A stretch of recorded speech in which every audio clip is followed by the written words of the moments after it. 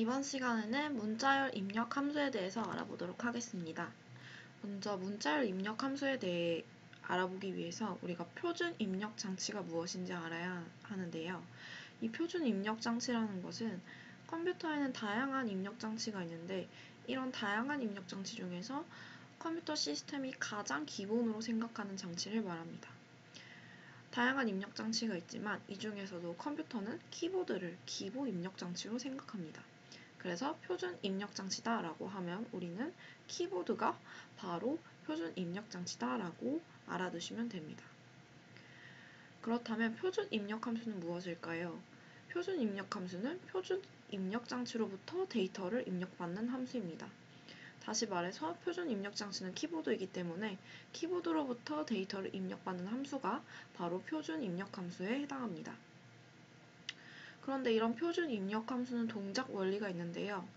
우리가 사용자가 값들을 입력을 할 때 컴퓨터는 이런 입력된 값들을 입력될 때마다 바로 하나하나씩 처리하지 않고 일정한 조건이 될 때까지 입력된 내용을 쌓아두었다가 한꺼번에 처리를 하게 되는데요.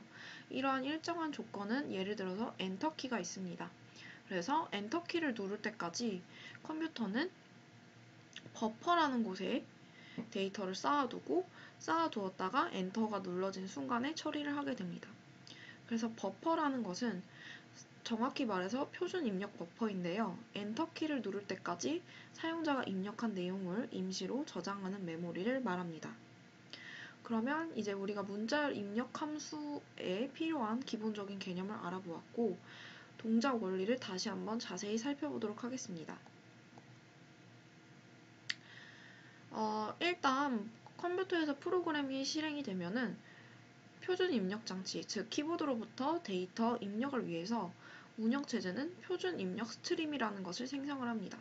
그게 바로 스탠다드 인풋인데요. 우리가 줄여서 stdin이라고 합니다. 그래서 이런 표준 입력 스트림, 그리고 얘의 반대는 표준 출력 스트림이 있는데 이렇게 표준 입출력 스트림을 생성하기 위해서 우리가 C 언어를 코드를 적을 때 stdio.header 파일을 삽입하는 것입니다. 그래서 이렇게 표준 입력 스트림을 생성을 하면 운영체제는 이러한 입력을 돕기 위해서 입력 버퍼를 생성합니다.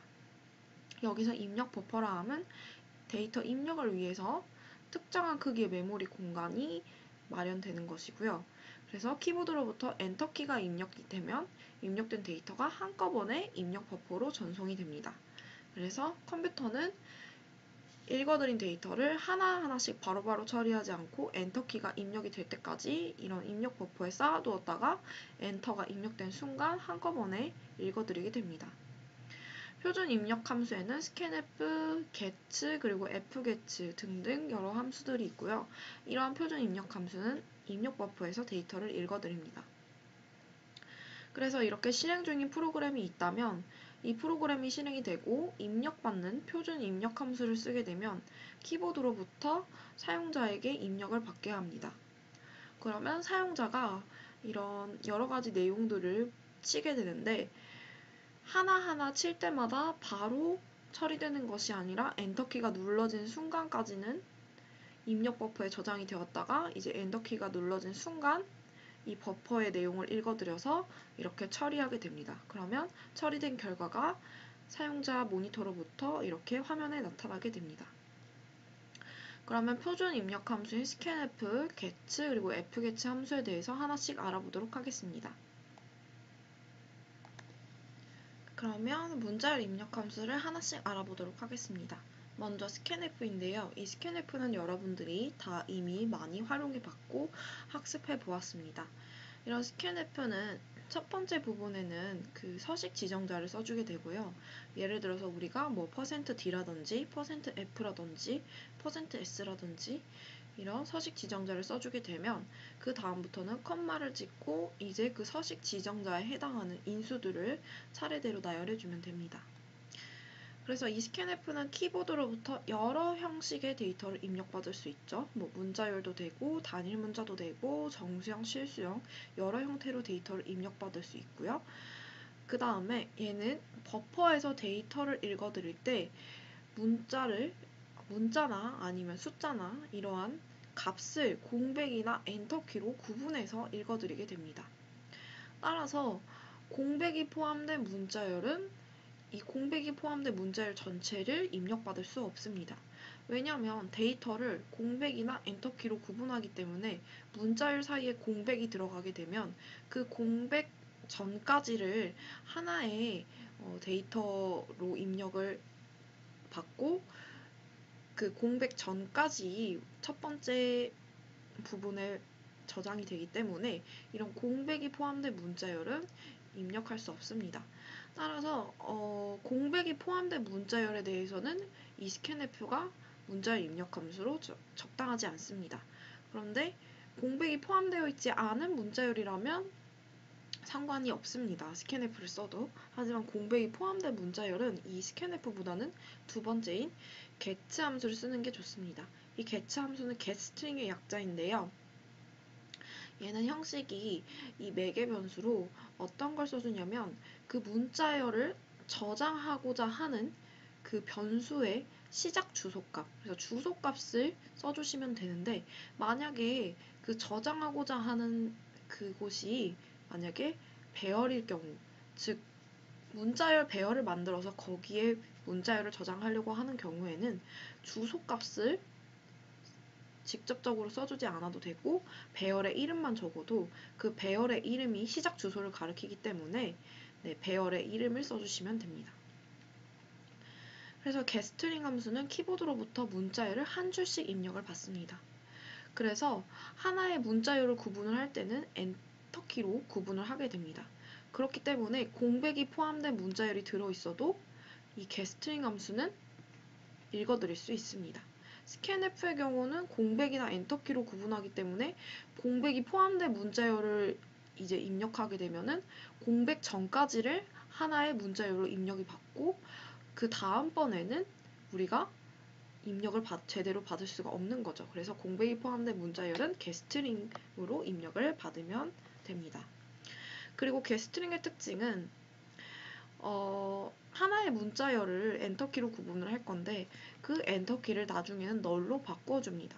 그래서 이러한 특징이 있고요. 그런데 getString은 문자열이 저장되는 시작 위치만 알 수 있죠.